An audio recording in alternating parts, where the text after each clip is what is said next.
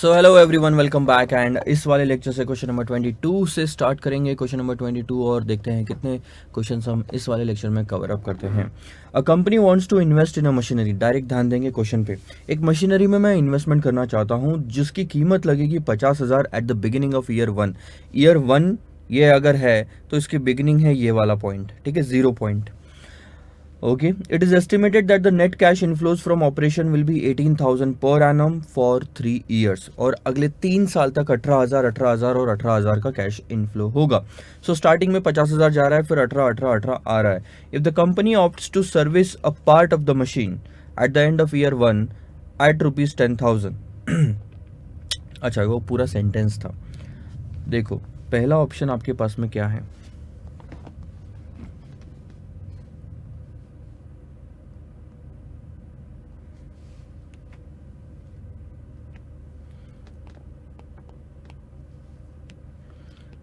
एक, दो, तीन। सबसे पहले तो हमारी कीमत लगेगी 50,000 की, 18 और 10। अच्छा, यहाँ पे आपको 50,000 रुपये देने पड़ेंगे। और अगर 1 साल के बाद आप और सर्विसिंग कराने के लिए रेडी हो 10,000 रुपये दे के, तो आपको हर साल 18,000 रुपये का कैश इनफ्लो होगा। ठीक है। दूसरा ऑप्शन कुछ इस तरह से है कि स्टार्टिंग में 50,000 तो दे दो सर। ठीक है, एक सेकंड होल्ड करना।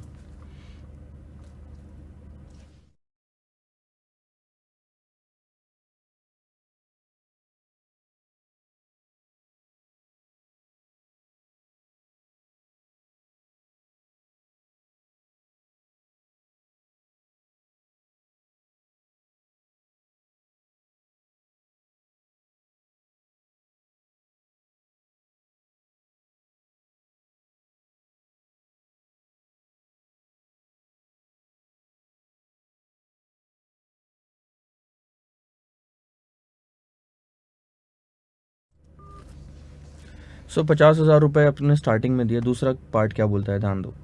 इन such a case the scrap value at the end of year 3 will be 12,500। ये एक चीज छूट गई थी।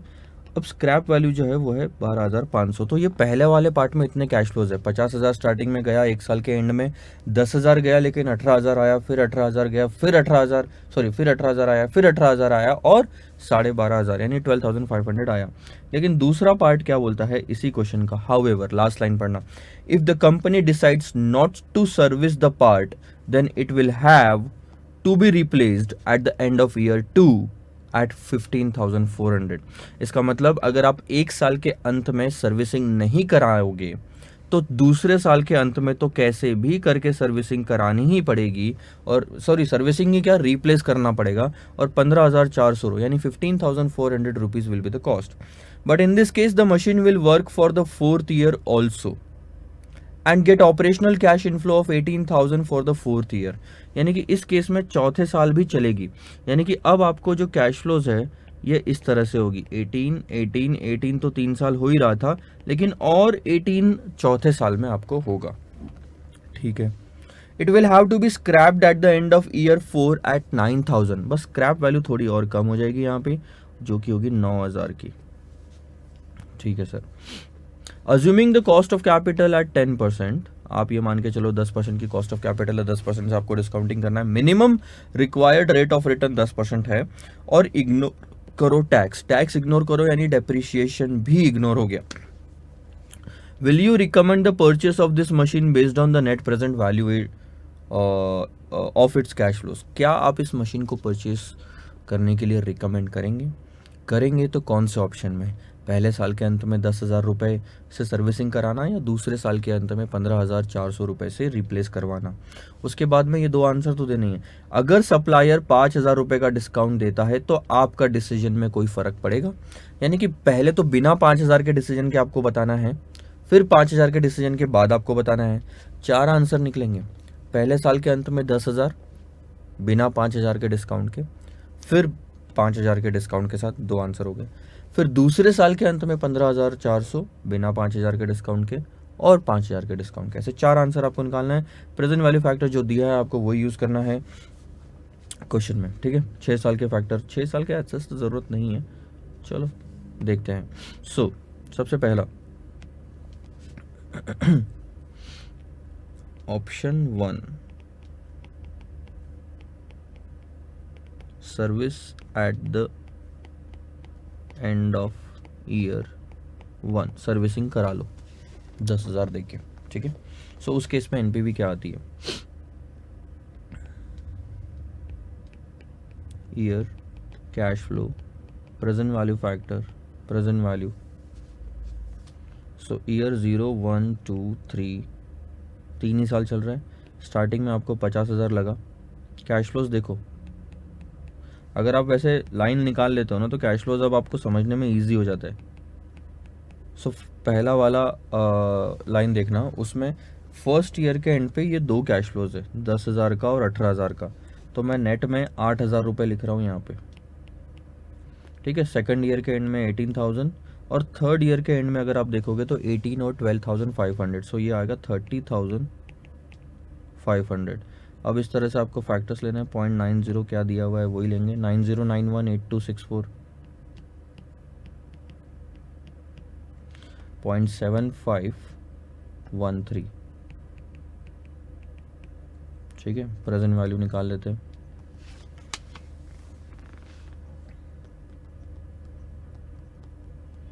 दैट्स 45,455 नेगेटिव 7273,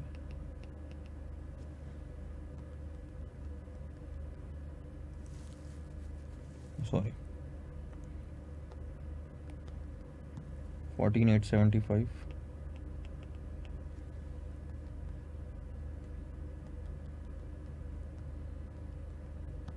22,915 करेंगे total.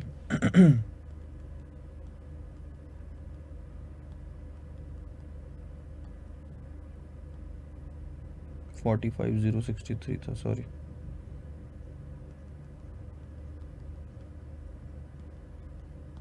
So this is -392।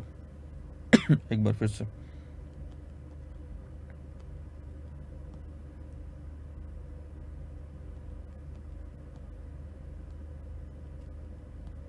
It's -392। Check कर लेता हूँ मैं, 12,500 ना,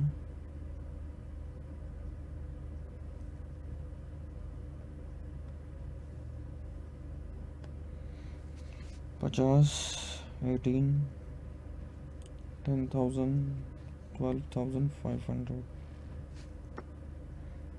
50, 18, 18, 18, 12,000, 10,500, ठीक है।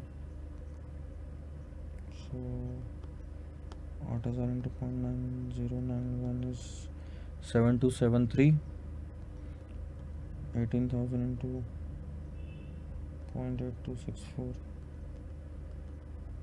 18,000 into 0.8264, 18,000 into 0.8264, 14,875, and 18,000 plus 12,500, that's 3,500 into 0.7513, 22,915 plus 14,875 plus 45,455, sorry, minus 45,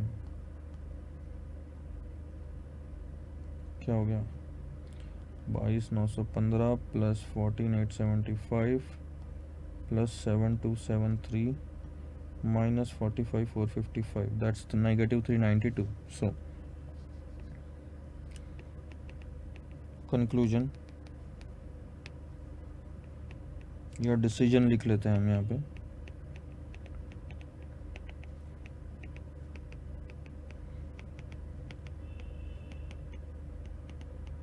project should not be accepted. एक सेकंड,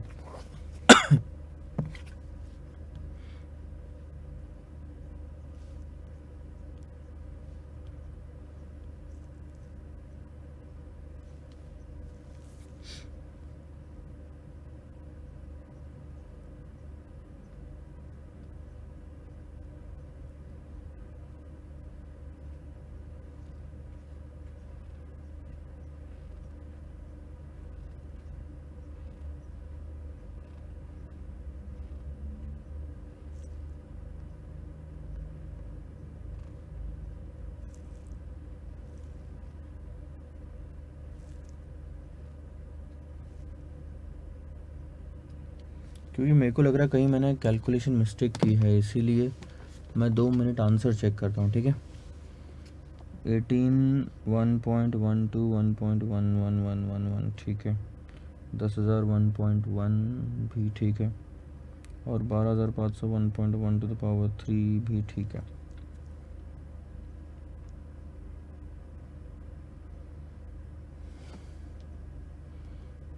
.9091 प्लस 0.8264 प्लस 0.7513 इंटू 18,000 अलग से ले लेता तो 44,762 आता। 44,762 ले लो, 12,500 इंटू 0.7513 44,762 अगर आप लेते तो 54,153 आता, ठीक है। माइनस 9090 अगर आप लेते तो 45,063 सही तो है।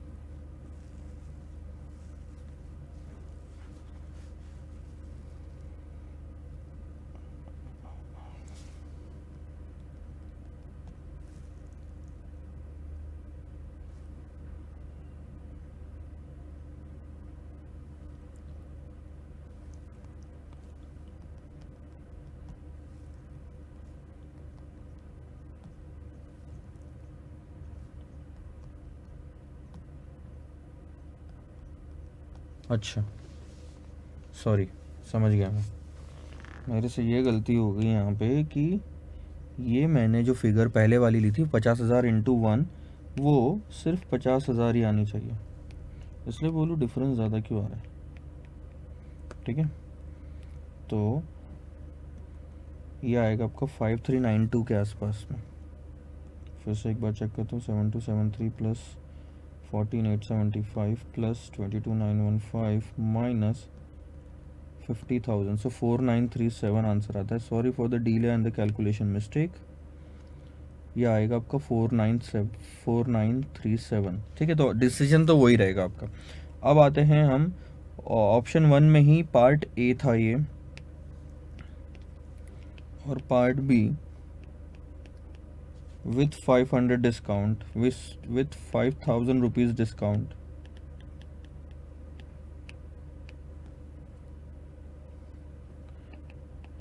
NPV will be, अगर आज ही 5,000 रुपये का डिस्काउंट मिलता है तो NPV हमारी क्या होगी सर, 5,000 माइनस 4937, क्योंकि 5,000 भी आज ही की डिस्काउंट की वैल्यू रहेगी और 4937 भी आज ही की वैल्यू है। अगर आप इस टेबल में भी रखोगे तो 5,000 कहाँ रखोगे, 50,000 की जगह पे 45,000 रखोगे, और उस टाइम पे NPV कितनी आएगी, नेगेटिव 392 के आसपास या 390 के आसपास में।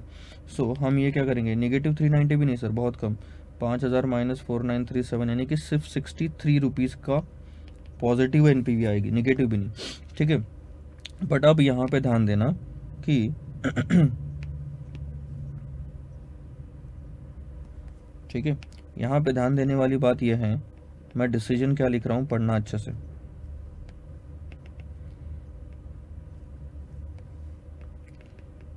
Although NPV is positive but very low, positive है लेकिन बहुत कम है।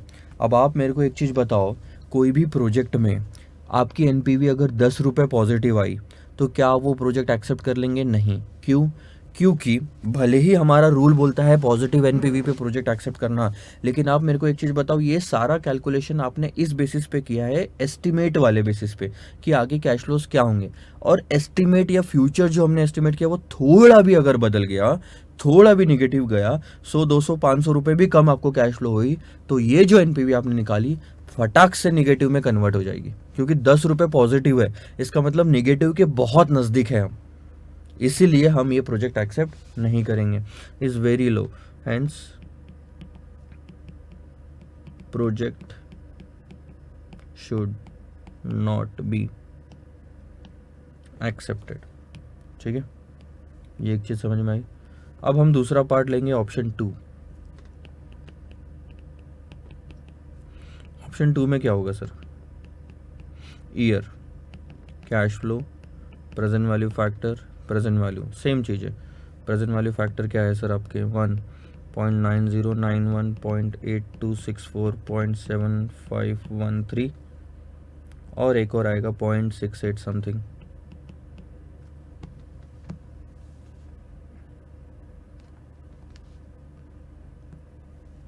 .6830, ठीक है।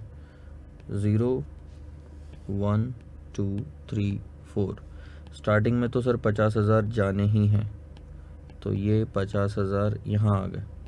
अब आपने पहले साल में सर्विसिंग नहीं कराई तो पूरा 18,000 आपका, ठीक है। लेकिन दूसरे साल में अगर आप देखोगे तो 18,000 माइनस 15,400 आएगा, क्योंकि 18 तो आपका हुआ, फिर 15,400 रिप्लेसमेंट में लग गए। तो नेट में आपको मैं कितना लूँ यहाँ पे, 2,600 ही मिला।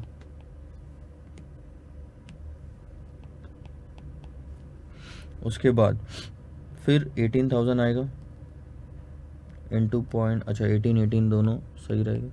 अच्छा लास्ट ईयर में क्या होगा, 18,000 आएगा और 9,000 का स्क्रैप भी आएगा, तो लास्ट ईयर में मैं 27,000 लेता हूँ। अब कैलकुलेशन काम आएंगे।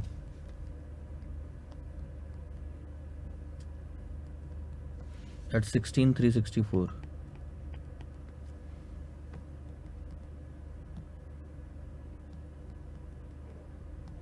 $2,149,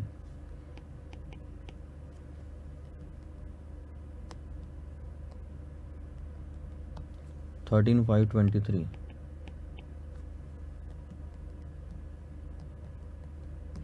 18,441,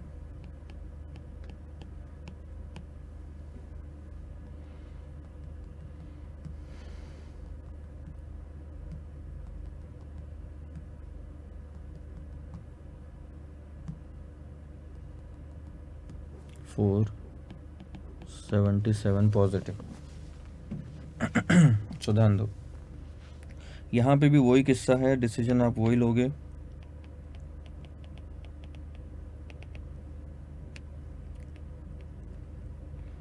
यही उठा के डालना पड़ेगा आपको। तो ऑल्दो एनपीवी इज पॉजिटिव, भले ही वो क्योंकि नज़दीक है निगेटिव के, इसलिए हम इसको भी रिजेक्ट कर देंगे।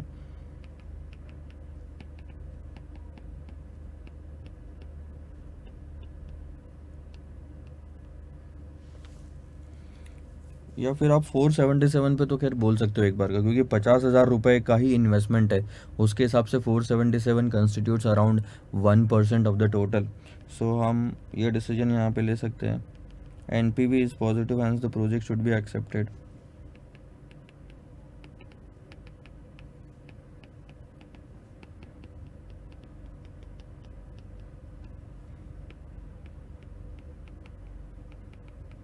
और अगर डिस्काउंट की बात की जाए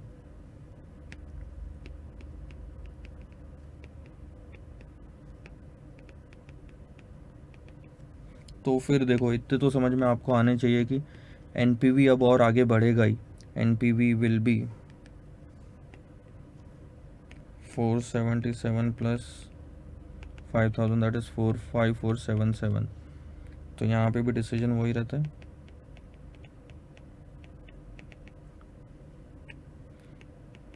since with discount NPV has increased and thus positive NPV has increased and thus the decision remains same, that is accept the project. काफ़ी सारी चीज़ें हैं इसमें लिखने के लिए, आपको ऐसे 3 4 आंसर्स हैं आपके, ठीक है। यहाँ पे मैं फिर से समरी बना देता हूँ। 2 चीज़ें थी,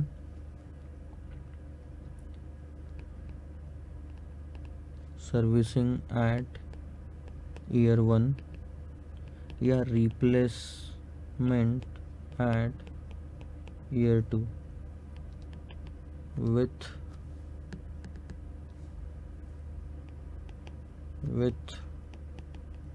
डिस्काउंट। अच्छा इसको विदाउट कर देते हैं और इसको विथ डिस्काउंट करते हैं। तो एनपीवी क्या क्या आ रही थी आपकी, तो एनपीवी सर आपकी ऐसी आ रही थी कि पहले वाले में -4937 था, लेकिन विथ डिस्काउंट में +67 आया, फिर 477 था, और यहाँ पे +5477 आया। सो जायज़ सी बात है, कोई भी किस्सा हो आपको रिप्लेसमेंट एट ईयर 2 वाला option he eight the and preferable है, क्योंकि उसमें ही आपको फ़ायदा नज़र आ रहा है। So this is all about it. So ये वाला पार्ट अगर आखिरी वाला आप लिखना चाहे तो एक बार लिख लो, नहीं तो स्लाइड्स आपके पास में रहेगी, तो आप उससे भी आंसर्स लिख सकते हैं। 2 मिनट लीजिए, फिर अपन आगे बढ़ते हैं।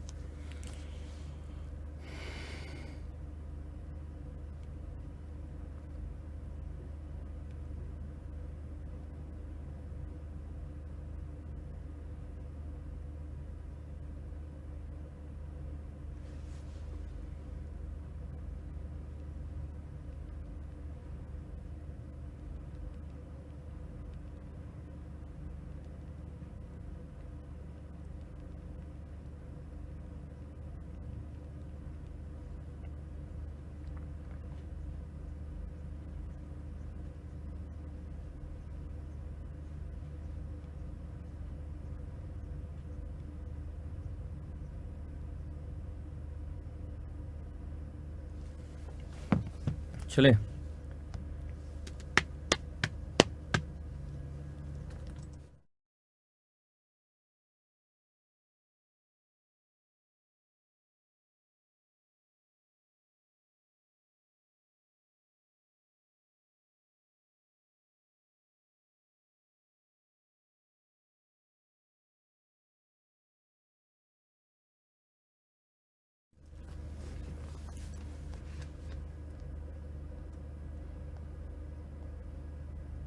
हाँ सर, क्वेश्चन नंबर 23 अगर आप देखेंगे, क्वेश्चन नंबर 23 ये आपके लिए होमवर्क है, because it is same as question number 19 जो मैंने आपको करने के लिए बोला था। आपको याद है तो कोई मशीन 3 साल तक चल रही है और कोई मशीन 2 साल तक चल रही है, फिर आप इक्विवेलेंट एनुअल कॉस्ट निकालोगे। सबसे पहले तो प्रेजेंट वैल्यू निकालोगे दोनों में, 3 साल की 2 साल की, फिर आप एन्युटी फैक्टर से डिवाइड करोगे और फिर ईएसी निकालोगे, तो वो रहेगी हर साल की कॉस्ट उस ऑप्शन में। तो हम जो ऑप्शन चूज़ कर पाएंगे। Same to same question, figures अलग है, घर पे करके देखिए और स्लाइड से आंसर चेक करिए। जैसे क्वेश्चन नंबर 23 था वैसे ही क्वेश्चन नंबर 24 है, दो बार अलग अलग जगह पूछा गया होगा। एक तो ये प्रैक्टिस मैनुअल, अच्छा दोनों प्रैक्टिस मैनुअल के ही क्वेश्चन है, तो सेम टू सेम है। इसमें भी वही 3 साल 2 साल वाला किस्सा आ रहा है, तो ये भी मैं आपके लिए होमवर्क पे छोड़ रहा हूँ। क्वेश्चन नंबर 25 की बात करते हैं सर। क्वेश्चन नंबर 25 हम यहाँ पे करेंगे, थोड़ा सा उसमें से प्रिंटिंग मिस्टेक है, शायद मैं आप तक जब PDF पहुँचाऊँगा तो ये करेक्शन कर दूँगा। तो अभी तक क्योंकि जब मैं ये रिकॉर्ड कर रहा हूँ लेक्चर, PDF मैंने अभी तक दिया नहीं है लोगों को, या प्रिंट आउट भी नहीं लिया हुआ है, सो ध्यान देंगे sir. Question number 25, a company is considering a proposal of installing drawing equipment. Drawing equipment मतलब एक ऐसा इक्विपमेंट जो चीज़ों को ड्राई करता है, सुखाता है, नॉट ओनली कपड़े बट बहुत सारी चीज़ें होती है। The equipment would involve a cash outlay of 6 lakh and net working capital of 80,000। अच्छा, अब आपको 6 लाख का इनिशियल आउटले तो समझ में आ रहा होगा। मैं 5 साल का प्रोजेक्ट, 1 2 3 4 और 5, तो स्टार्टिंग में तो 6 लाख जाएंगे जाएंगे। लेकिन उन्होंने क्या बोला, अगला लाइन जो है ये इंपॉर्टेंट है और ये सीखने लायक है इस वाले क्वेश्चन में। आज सच उसके बाद मेरे को नहीं लगता ज़्यादा कुछ सीखने लायक होगा। 80,000 का उन्होंने बोला वर्किंग कैपिटल लगेगा। अब ध्यान दो, वर्किंग कैपिटल आपका कोई खर्चा नहीं है। वर्किंग कैपिटल, आपने रेशियो एनालिसिस का चैप्टर देखा तो working capital is nothing but current assets minus current liabilities, और ये असेट एंड लाइबिलिटी का पार्ट है। इसका मतलब क्या है मैं आपको बताता हूँ। कोई भी बिजनेस की जब आप शुरुआत करते हैं तो उसमें उस बिजनेस को कंटिन्यूसली रोटेट करते रहने के लिए, मतलब माल खरीदना, प्रोड्यूस करना, बेचना, डेटर से पैसा आना, उस पैसे से फिर से माल खरीदना, फिर से बनाना, फिर से बेचना, फिर से डेटर से पैसा आएगा, फिर से डेटर से पैसे, अब ये अपन माल खरीदेंगे। तो ये प्रोसेस कंटिन्यू रखने के लिए कुछ आपको अपने जेब से कैश डालना पड़ता है कंपनी के अंदर में। जब आप कंपनी के अंदर में पैसा डालते हो, ध्यान देना, कंपनी के अंदर में जब आप पैसा डालोगे तो वो खर्चा नहीं है, वो उस कंपनी के ऑपरेशंस को रोटेट करने के लिए मदद करता है। और अगर रोटेट करने के लिए वो मदद कर रहा है, ध्यान देना, रोटेट करने के लिए अगर वो मदद कर रहा है तो वो खर्चा नहीं है, वो इस्तेमाल किया जा रहा है। सो 80,000 रुपए के वर्किंग कैपिटल की ट्रीटमेंट क्या होगी ये मैं आपको बता रहा हूं, ध्यान से देखिएगा। ये नई चीज है, पहली बार आ रही है, वर्किंग कैपिटल वाले चैप्टर में शायद और आए या सीए फाइनल एसएफएम पे जरूर आएगा। ये 80,000 0.80 लैक्स यहाँ पे मैं आउटफ्लो दिखाऊंगा क्योंकि मैंने बिजनेस में डाला। जब तक बिजनेस चल रहा है तब तक ये 80,000 उसी के अंदर रहेगा और आखिरी में ये 80,000 रिलीज हो जाएगा। मतलब आप अपने बिजनेस को जब बंद करोगे तो 80,000 वापस ले लेना। क्यों वापस आया सर? जाने के बाद वापस कैसे आया? क्योंकि जाने के बाद वो अपने बिजनेस में ही पड़ा था, रोटेट हो रहा था। उस 80,000 के कैश से हमने मटेरियल परचेस किया, प्रोड्यूस किया, डेटर को भेजा और डेटर से वापस 80,000 ले लिए। तो 80,000 वहीं के वहीं हैं, सिर्फ हमारे ऑपरेशंस को चलाने में वो मदद कर रहे हैं। और जब एक बार कंपनी बंद हो जाएगी तो वो जो पड़े हुए 80,000 है वो तो वापस निकाल लोगे ना आप, तो इसीलिए आप उसको कैश इनफ्लो में ले रहे हो एट द एंड। तो 80,000 का जाना, 80,000 का आना, ये वर्किंग कैपिटल की खासियत है, ये खर्चा नहीं है। अगर खर्चा होता तो सिर्फ एक बार जाते हुए दिखाते, हम आते हुए कभी नहीं दिखाते। आगे, the expected life of the project is 5 years without any salvage value, कोई सैल्वेज वैल्यू नहीं है। Assume that the company is allowed to charge depreciation on straight line basis, salvage value नहीं है, 6 लाख की मशीन है। देखो डेप्रिशिएशन कैसे निकालते हो, cost minus salvage value divided by life. So cost है 6 लाख की, सैल्वेज वैल्यू कुछ भी नहीं, 5, यानी कि 6/5 करोगे तो 1,20,000 का डेप्रिशिएशन हर साल आप चार्ज करोगे। Income tax purpose, the estimated before tax cash inflows are given below. ये जो मैंने टेबल क्रॉस किया है ये क्रॉस ही रहेगा, इसका कोई रिलेवेंस नहीं है इस वाले क्वेश्चन में। उसके बाद में बिफोर टैक्स कैश इनफ्लोज जो दी है, पहले तो आप ये चीज ध्यान दो कि यहाँ पे क्लियर कट ये लिखा हुआ है कि रुपीज इन थाउजेंड्स है। 240,000 240,000 का मतलब होता है 2,40,000, उसके बाद 2,75,000, 2,10,000, 1,80,000 और 1,60,000। उसके बाद में उन्होंने प्रेजेंट वैल्यू फैक्टर दिए हैं। आगे देखो, आपको सिर्फ अभी तक इन्फ्लोज का टेबल, इन्फ्लोज वाला टेबल रखो आप दिमाग में। The applicable income tax rate to the company is 35%। If the company's opportunity cost of capital is 12%, calculate करो इक्विपमेंट की discounted payback period, net present value और internal rate of return. The present value factor at 12%, 14%, 15% are, वो जो table इधर दिया ना मैंने, वो एक्चुअल में जो 12, 14, 15 वाला ये जो टेबल है वो उसके बाद आना चाहिए था। कहाँ आना चाहिए था सर? ये यहाँ आना चाहिए था। तो वो टेबल को वैसे कंसिडर करें आप।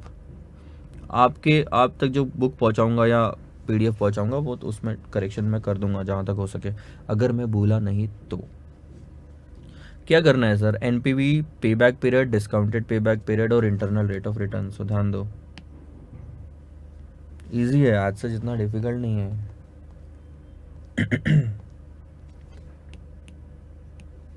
Question number 25 I think, yes.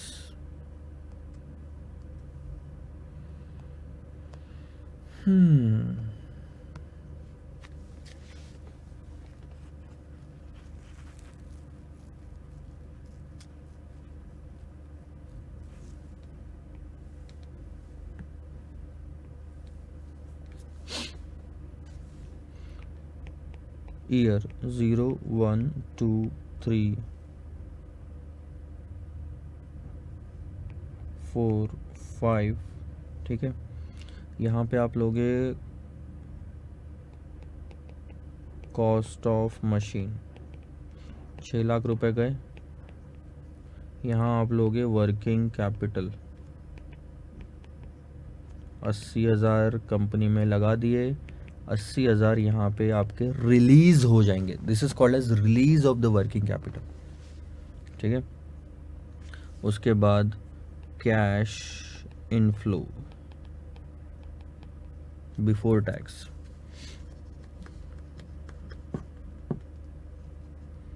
ऐसे तो दिक्कत जाएगी।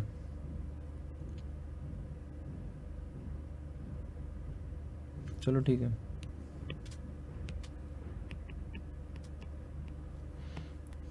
जो अच्छा प्रॉफिट बिफोर टैक्स दिया होगा ना उन्होंने, कैश इनफ्लो नहीं है, बिफोर टैक्स कैश इनफ्लोज है। अच्छा ठीक है, बिफोर टैक्स कैश इनफ्लोज यानी कि टैक्स के पहले वाली फिगर, टैक्स के पहली वाली फिगर को हम क्या बोलेंगे सर? अब इन्होंने ना थोड़ा सा कैलकुलेशन मतलब गलत लिखा है, कैश इनफ्लोज नहीं लिखना चाहिए था इन्होंने, कैश इनफ्लोज है, इसका मतलब ये इसमें से डेप्रिसिएशन माइनस नहीं हुआ है। डेप्रिसिएशन पे टैक्स सेविंग हम अलग से लेंगे।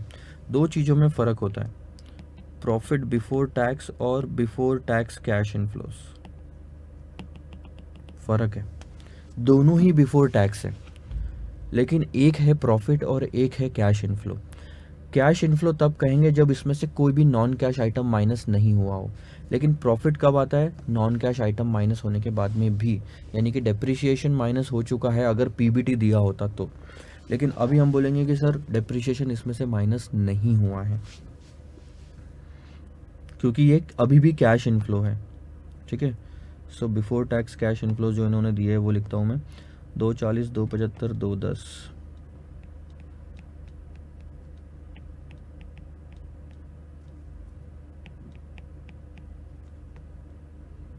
एक 80 और एक 60।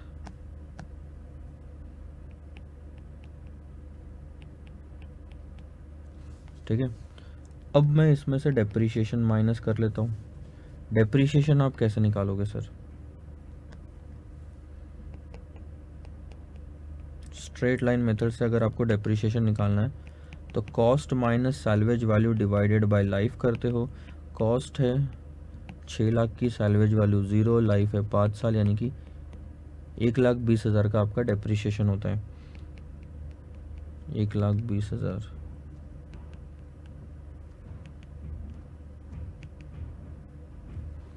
तो अब आएगा आपका प्रॉफिट बिफोर टैक्स, समझ में आ रहा है आपको। अब ये आ गया आपका प्रॉफिट बिफोर टैक्स, क्योंकि नॉन कैश आइटम आपने इसमें से माइनस कर दिया।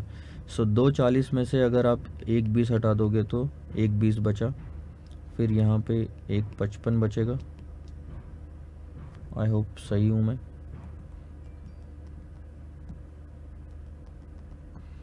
ठीक है, फिर 210 में से 1,20 तो 90 बचा, फिर ये 60,000 बचा, फिर ये आप बोल सकते हो वर्किंग कैपिटल और कॉस्ट ऑफ द मशीन अलग रखना, वो इसका पार्ट नहीं है। 1,60 और 1,20, 1,60 और 1,20 में क्या है, माइनस कर दोगे तो 40,000 ही बचेगा। ठीक है, सो प्रॉफिट बिफोर टैक्स को अगर प्रॉफिट आफ्टर टैक्स में कन्वर्ट करना है तो बताइए सर क्या आपका वो रहेगा, क्या बोल सकते हैं इसको, मेथड क्या रहेगी। टैक्स का रेट है 35%, आप एक टैक्स वाला कॉलम ले लो 35% और उसके बाद उसमें से माइनस करके प्रॉफिट आफ्टर टैक्स ले लो, या मैं डायरेक्टली लिखता हूँ कि प्रॉफिट बिफोर टैक्स को ही मैं अगर 65% से माइनस कर दूँ तो मेरा प्रॉफिट आफ्टर टैक्स आ जाएगा। सो 1,20,000 इंटू 0.65 विल बी 78,000, फिर 1,55,000। मेरे को मतलब मुझे 0.65 से बार बार मल्टीप्लाई करना पड़ रहा है, मेरे कैलकुलेटर में ऐसे फीचर नहीं है कि मैं एक बार 0.65 डाल दूँ तो मेरे पास जल्दी आंसर आ जाए। मैं आपको अलग से कैलकुलेटर के ट्रिक्स बताऊंगा कभी।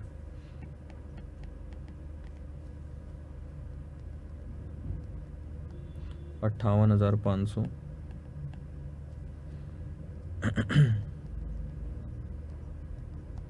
39,000,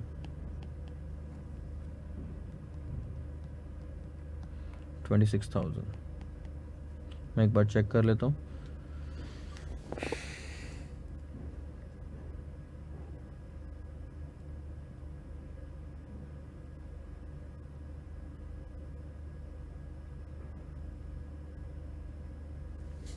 ठीक है, ये आपका आ गया profit after tax.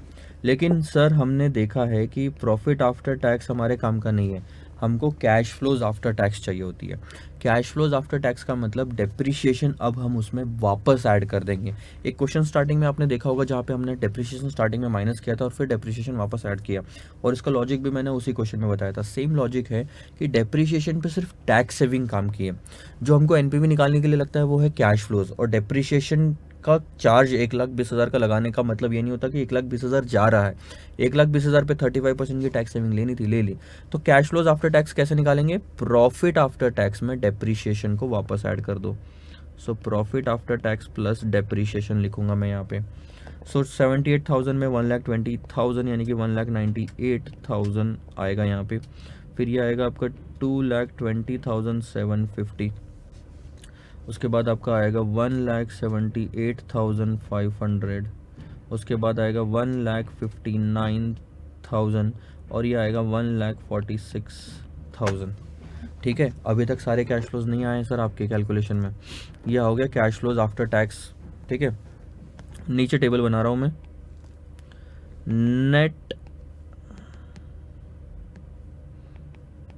Net cash flow after tax.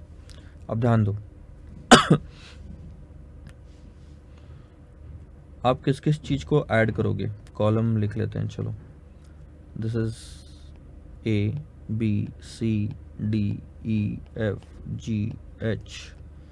तो हम किस किस को ऐड करेंगे sir, B plus C plus H, बस। क्योंकि यहाँ से लेके कैश इनफ्लोज जो है ना, यहाँ पे मैं एक ये डालता हूँ, ये एक ही पार्ट है। मतलब जो हमने स्टार्टिंग में फर्स्ट रो में लिखा था उसी को आगे बढ़ाते गए, तो आखिरी वाला कॉलम ही इसमें काम का है, एच। तो बी सी और एच इनका टोटल करेंगे तो क्या आती है फिगर्स, 6,80,000 का आउटफ्लो। उसके बाद में 1,98,000, 2,20,750, 1,78,500, फिर 1,59,000 एंड 1,40,000। अच्छा वाह, 1,46,000 नहीं आएगा क्योंकि इसमें स्क्रैप वैल्यू जो 80,000, सॉरी वर्किंग कैपिटल जो है 80,000 का वापस रिलीज होगा तो वो ऐड हो जाएगा। तो 146 में 80,000 ऐड कर दो, 2,26,000 जमा। क्या आपको ये समझ में आया? ये है सारी वर्किंग, बस इसीलिए मैंने ये क्वेश्चन कराया। आगे क्वेश्चन सारा के सारा आसान है। So net cash flows after tax आपकी आ चुकी है यहाँ पे। अब आप एक काम करो, यहाँ लो present value factor at. Question ने कौन सा बोला है रेट लेने के लिए हमको?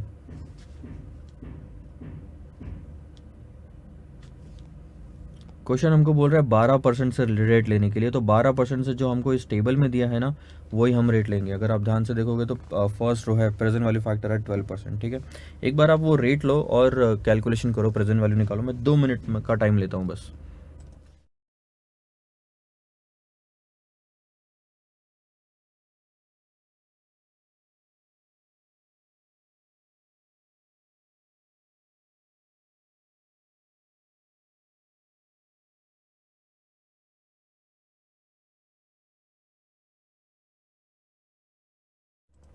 चलो ध्यान देंगे, 0.8929, 0.7972 जीरोथ ईयर का 1 होता है।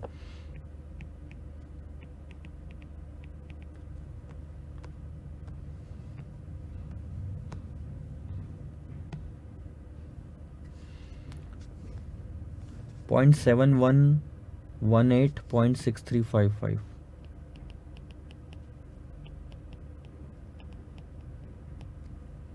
और 0.5674। ठीक है, प्रेजेंट वैल्यू फैक्टर है 12%। अब आएगी प्रेजेंट वैल्यू, इसके बाद लेंगे sir present value factor at some another percent, but ठीक है बाद में सॉल्व करेंगे। वो मेजर है हमारा प्रेजेंट वैल्यू फैक्टर एट 12%। सो ये आ गया 6,80,000। अब देखो बाकी के कैलकुलेशंस।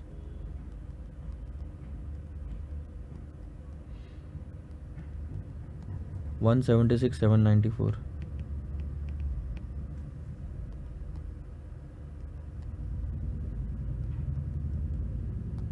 175,982,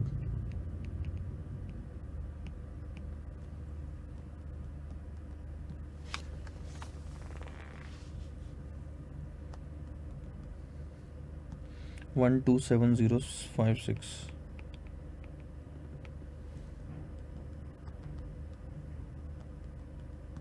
101,044,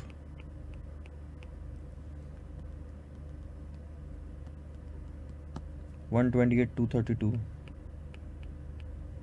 और ये आपकी एनपीवी।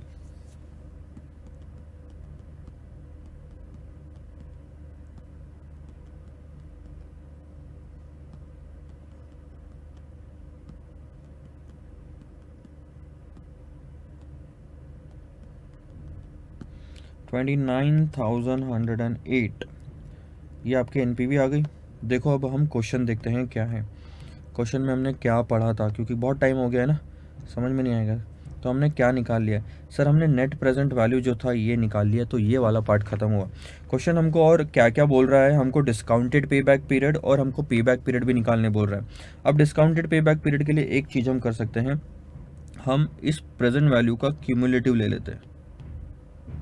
ले ले, हम इस प्रेजेंट वैल्यू का क्यूमुलेटिव ले लेंगे।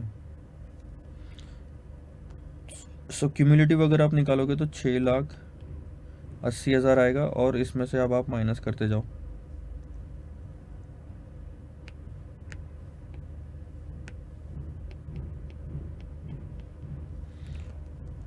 $6,80,000 माइनस 176,794, तो आगे आपका 5,03,206। या आप अगर हम नेगेटिव भी रखते 6,80,000 प्लस माइनस का है इसमें, प्लस ऐड करते जाओ आप निगेटिव रखने के बाद 176,794, तो 5,03,206 प्लस 175,982 प्लस 327,224, निगेटिव ही आ रहा है, निगेटिव लिखो। 127,056 ऐड किया तो निगेटिव 2,01,68, और इसमें से 101,044 ऐड किया तो 99,124, 128,232 ऐड किया तो 29,108। डिस्काउंटेड पे बैक पीरियड का मतलब ये होता है कि सर हमारा इन्वेस्ट किया हुआ पैसा कब रिकवर हो रहा है। जब हमारा 10 रुपये डाला हुआ वापस आ जाता है तो इसका मतलब हम अब ज़ीरो पे है, नो प्रॉफिट नो लॉस। और ज़ीरो कहाँ आ रहा है, ज़ीरो आ रहा है सर कहीं ना कहीं इन दोनों के बीच में, निगेटिव 99,124 और 29,102। यानी कि हमारी जो लाइफ है, लाइफ जो ज़ीरो टाइम्स 1 2 3 4 5, यानी कि डिस्काउंटेड पे बैक पीरियड कहीं ना कहीं 4th और 5th ईयर के बीच में है। तो अब वो कैसे कैलकुलेट करना है मैं बहुत ही आसानी से समझाता हूँ आपको। एक पार्ट तो एनपीवी हो गया ना आपका,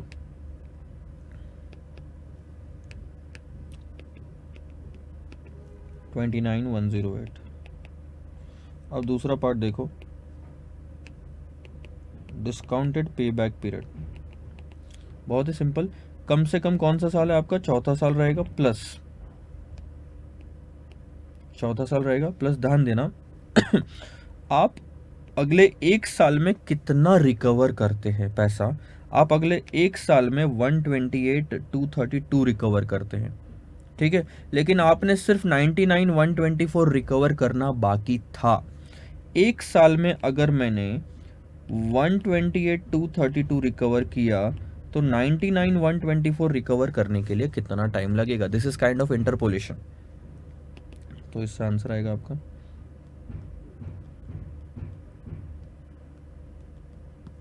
3.0 नहीं 1 divide by 128,232 multiplied by 99,124,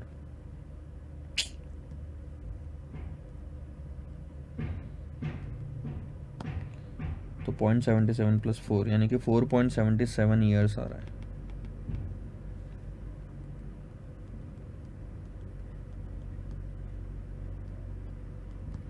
$4.77 years.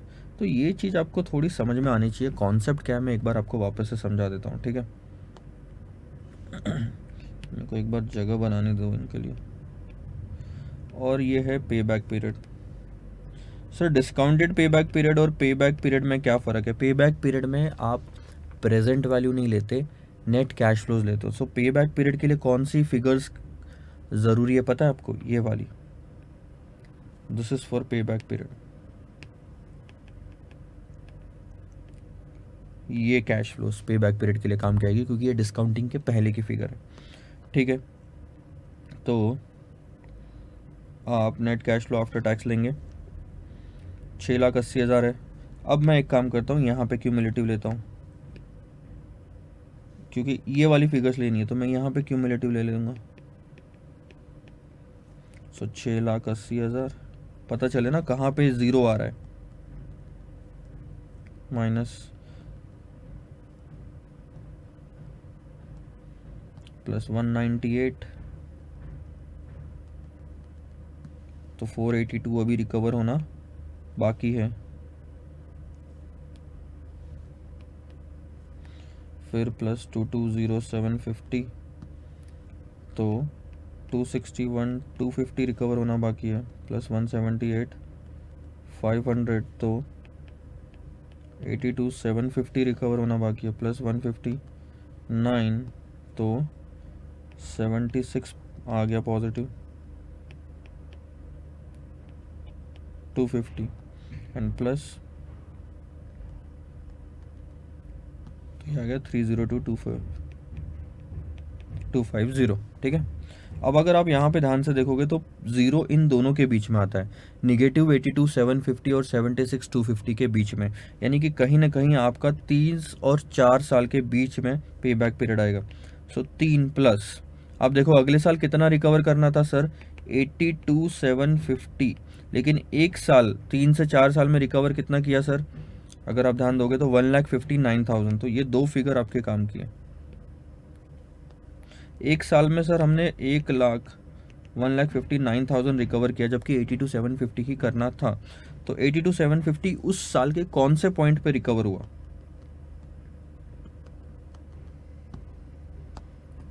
3.52 years, आधा साल।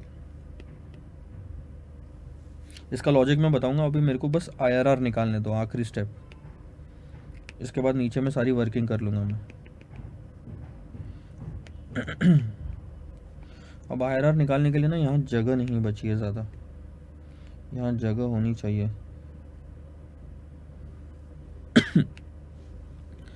मैं यहाँ पे लेता हूँ प्रेजेंट वैल्यू फैक्टर एट 12% है। देखो IRR निकालने के लिए अपन को क्या करना है, IRR निकालने के लिए IRR यानी कि NPV ज़ीरो होना, और NPV ज़ीरो होना, अभी NPV कितनी 29,108 आ रही है, और NPV अपन को चाहिए ज़ीरो। NPV अगर अपन को ज़ीरो चाहिए तो NPV अभी और गिरानी पड़ेगी, 29,000 से नीचे लाना पड़ेगा, इसका मतलब रेट हमको बढ़ाना पड़ेगा। तो रेट हम ले सकते हैं 12 के बाद में 14 या 15% ले लो, जो एक्स्ट्रा एग्जैक्ट दिया हुआ है 15% ले लो, वो बेटर रहेगा। तो मैं थोड़ा यहाँ एडजस्टमेंट करता हूँ, फिगर्स इधर सरका लेते हैं ना, ताकि अपने लिए जगह बन जाएगी।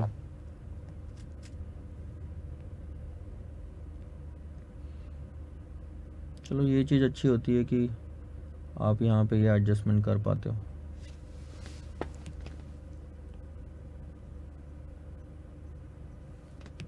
सो ये आ गया प्रेजेंट वैल्यू, ये आ गया क्यूमुलेटिव। अब मैं लेता हूँ प्रेजेंट वैल्यू फैक्टर एट 15% और फिर निकाल लेंगे प्रेजेंट वैल्यू, ठीक है। सो 15% के फैक्टर देखो, लास्ट वाला है 0.8696.7561,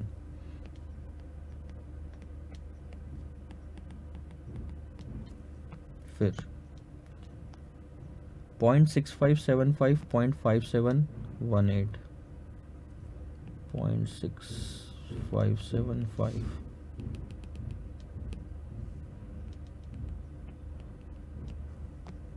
और 0.5718,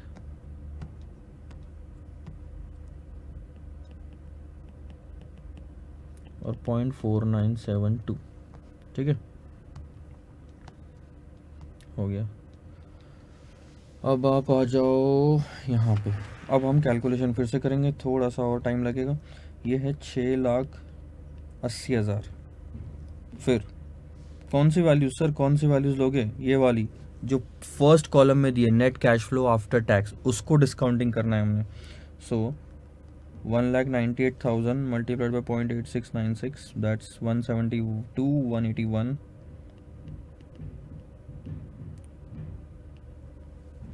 उसके बाद में 220,750 मल्टीप्लाइड बाय 0.7561, दैट्स 166,909,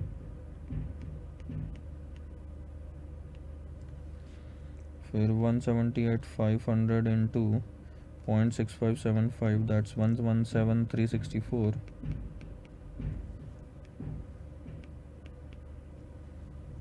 उसके बाद 159 मल्टीप्लाइड बाय 0.5718, 9916.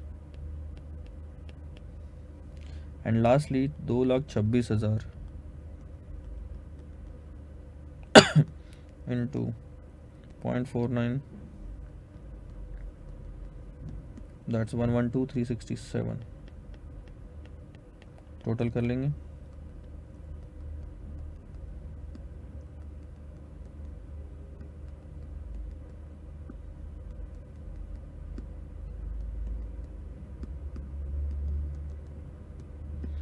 $20,200 यानी 20,263 निगेटिव आ रहा है. सो हमको अभी दो रेट ऐसे पता चल गए जहाँ पे एक बार पॉजिटिव एनपीवी आ रही है, एक बार निगेटिव एनपीवी आ रही है.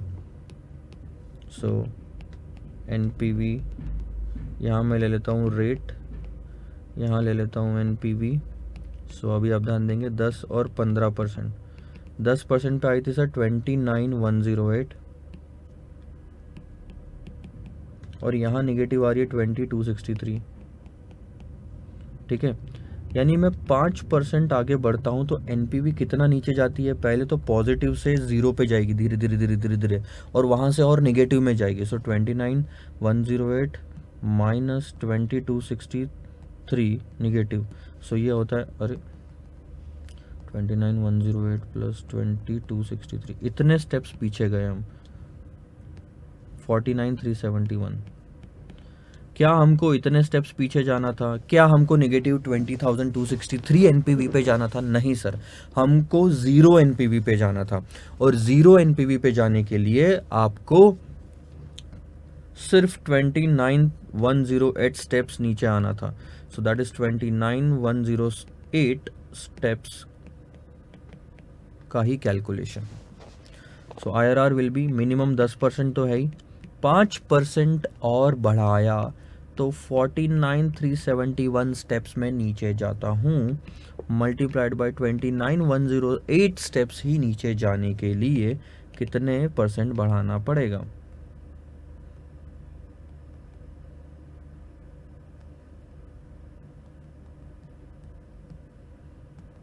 $12.95 आ रहा है. यानी कि अगर 12.95% से आप डिस्काउंटिंग करें तो एनपीवी ज़ीरो आएगी. सो this is what the final answer is. ध्यान देंगे sir, discounted payback period कभी भी ज़्यादा होता है पे बैक पीरियड से. सेम क्वेश्चन का पे बैक पीरियड और डिस्काउंटेड पे बैक पीरियड निकालोगे तो डिस्काउंटेड पे बैक पीरियड ज़्यादा आएगा. यानी डिस्काउंटेड पे बैक पीरियड बोलेगा कि आपको 4.77 ईयर्स लगते हैं आपका पैसा रिकवर करने के लिए. पे बैक पीरियड बताता है कि 3.52 ईयर्स लगते हैं आपका पैसा रिकवर करने के लिए. अगर आपके दिमाग में ये डाउट आ रहा है कि सर सेम डेटा मतलब सेम क्वेश्चन पे दो अलग अलग ईयर्स क्यों बता रहा है हमारा पैसा रिकवर करने के लिए, क्योंकि पे बैक पीरियड में आपने बिना डिस्काउंटेड वाली कैश फ्लोज को कंसिडर किया कि वो पैसा कब रिकवर हो रहा है, और डिस्काउंटेड पे बैक पीरियड में आपने डिस्काउंट करने के बाद की कैश फ्लोज को कंसिडर किया कि वो पैसा कब रिकवर हो रहा है. ये ऐसे आपके चार आंसर है, 29,108, 4.77 ईयर, 3.52 ईयर्स और लास्ट में आपका 12.95 ईयर्स. एक बार मैं आंसर चेक करके दिखा देता हूँ कि हाँ कहीं अपन ने कैलकुलेशन में मिस्टेक की होगी तो मैं वो वहीं पे ठीक कर लूँगा, मतलब यहीं पे आपको बता दूंगा ठीक करके. तो देखो सर, सबसे पहले अगर एनपीवी देखें तो 29.12 दिख रही है नीचे में थाउजेंड्स में, यानी 29,000 समथिंग. हमारी भी 29,108 आई थी, तो एनपीवी तो सही है. और एनपीवी सही है तो ऑलमोस्ट बाकी सारे क्वेश्चन कैलकुलेशन सही होंगे. आईआरआर इनका आया है 13.77% और आईआरआर हमारा कितना आया सर? आईआरआर हमारा आया 12.95. ये थोड़ा सा मेरे को कैलकुलेशन देखेंगे, ठीक है. पे बैक पीरियड और डिस्काउंटेड पे बैक पीरियड देख लो. पे बैक पीरियड आया है 4 ईयर्स 9.28 मंथ, या फिर आप अगर बोलो तो इन्होंने ना मंथ में निकाला है, हम भी निकाल सकते हैं मंथ में, कोई दिक्कत नहीं है. 12 महीने का एक साल होता है तो 0.77 ईयर्स यानी कि 9.24 मंथ्स आ रहा है. सो हम यहाँ पे यही चीज़ भी लिख सकते हो कि आप दैट इज़ दोनों में 4 ईयर्स 9 मंथ, ठीक है. 9.24 मंथ है. और 12 महीने का 1 साल होता है, तो 0.52 जो है 3.52 में, यानी कि 6 मंथ्स, ये आप बोल सकते हो 3 years 6 मंथ्स। सो यहाँ देख लो, दूसरा वाला अगर आप देखोगे तो 3 years 6.25 मंथ आ रहा है, और ये भी है जो 4 years 9.28 मंथ आ रहा है। अब बात आती है सिर्फ IRR की। तो IRR में देखो, इनकी जो 15% से NPV आई है वो -20.26 आई है, ठीक है। -20.26, हमारा भी उतना ही आ रहा है 20.26। अब मुझे ये नहीं समझ में आ रहा है इनका 13 कैसा आया। मैं कैलकुलेशन अपने वाले वापस से एक बार चेक करता हूँ। 5 डिवाइडेड बाई 49371 मल्टीप्लाइड बाई 29108, सो 2.94 आ रहा है। 95 प्लस 10 सही है, 12.95 इज करेक्ट आंसर।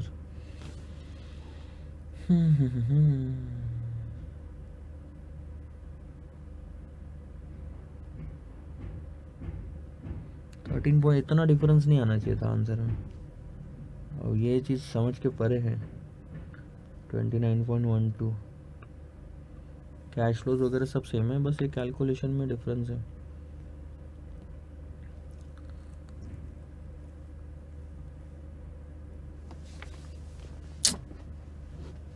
मतलब देखो, कैलकुलेशन में जहाँ पे भी दोनों NPV अगर सेम है तो सिर्फ एक ही डिफरेंस हो सकता है, कहीं हमने 29,108 प्लस 2263, इनका टोटल 49,371 सही है, सब सही है।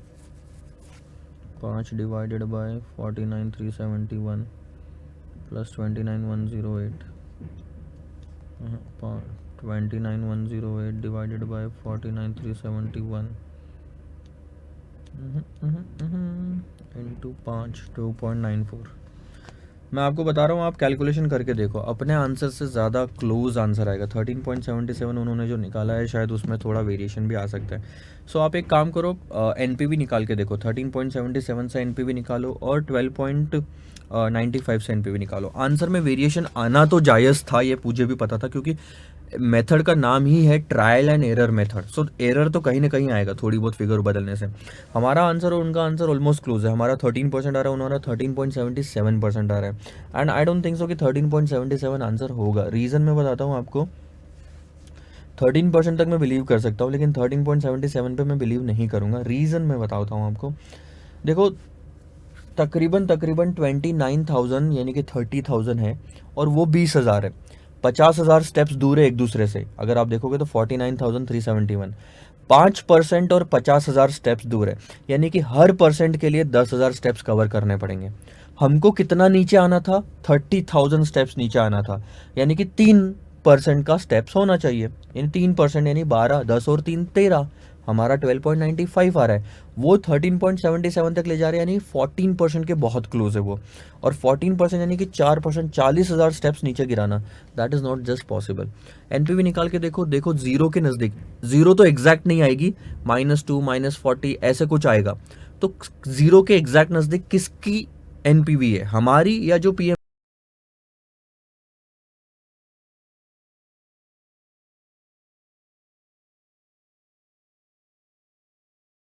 है, इसीलिए आंसर थोड़े वेरी कर रहे हैं। This is just the example that we discussed till now. अभी क्वेश्चन नंबर 25 हमारा हुआ ख़त्म। क्वेश्चन नंबर 26 देखते हैं अगले क्वेश्चन में, अगले लेक्चर में देखेंगे। 26 आई थिंक ईजी है, अगर आप ट्राई करके देखना। बाकी 27 तो मेरे को ईजी लग रहा है, तो 27 होमवर्क के लिए जा सकता है। सेम सेम चीज़ें हैं, वो थोड़ा अलग रहा तो फिर देखेंगे।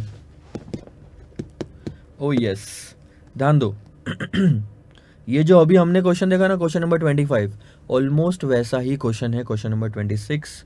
क्योंकि यहाँ पे अगर आप ध्यान दोगे तो हमारे यहाँ पे 6 लाख था, यहाँ 400 लाख है। उसके बाद उनके पास 5 साल थे, हमारे पास भी 5 साल है, यहाँ पे भी 5 साल है।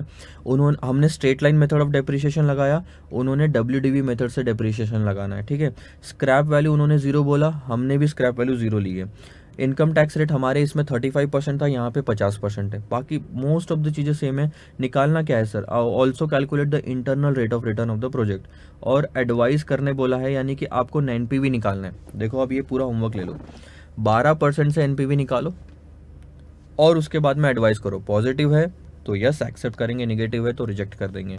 12 के बाद में पॉजिटिव आएगा, मैं बताता हूँ। उसके बाद में 14 या 16% लेके देखना, वहाँ पे आएगा निगेटिव। अब इन दोनों को इंटरपोलेट करोगे तो आपका IRR मिल जाएगा, कहानी खत्म। मतलब पुराने क्वेश्चन से ये क्वेश्चन और ईजी है, सिर्फ डेप्रिसिएशन वाला कैलकुलेशन है जो इसके स्लाइड्स में आपको आंसर्स देखने पड़ेंगे, क्योंकि डेप्रिसिएशन हर साल का अलग अलग है। हमारे इसमें स्ट्रेट लाइन मेथड थी, अब यहाँ पे WDV मेथड से डेप्रिसिएशन निकालना है। सो आपका अगर अकाउंटिंग अच्छा है तो वहाँ पे आपको समझ में आ जाएगा कि डेप्रिसिएशन कैसे लेना है। गो थ्रू द स्लाइड्स, कुछ भी नया नहीं है इसमें। Solve this question.